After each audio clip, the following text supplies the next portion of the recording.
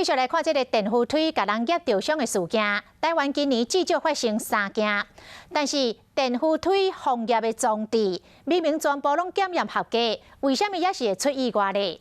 检验单位讲，因为这个行业的检验的装置拢是设伫个手扶梯的出入口，若是去夹到，拢是拖行到出口的感应点，这个电扶梯才会停落来。所以这个行业的装置根本无法度完全来杜绝伤害。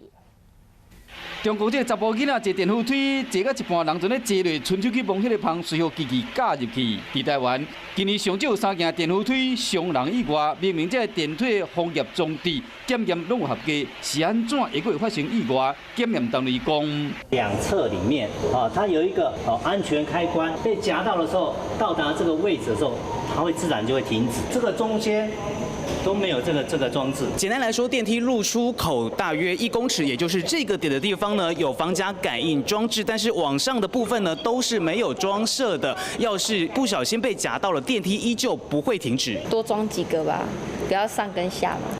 伫高雄有议员希望讲，法令爱较严厉，爱修法。法没有要求，大家不会做，因为老板只会装该有的设备用最快速度来做一些改善。现阶段坐电扶梯若发生意外，无多停，就要关键字这个紧急停止开关。先把这个紧急开关按下去，让电扶梯停止，不会造成更大的伤害。坐电扶梯真正爱细致，尤其是囡仔若穿浅拖、塑胶鞋啊，这拢总爱真注意，因为这款鞋啊靠放入这个电扶梯的旁，迄若无细致，真有可能会受伤。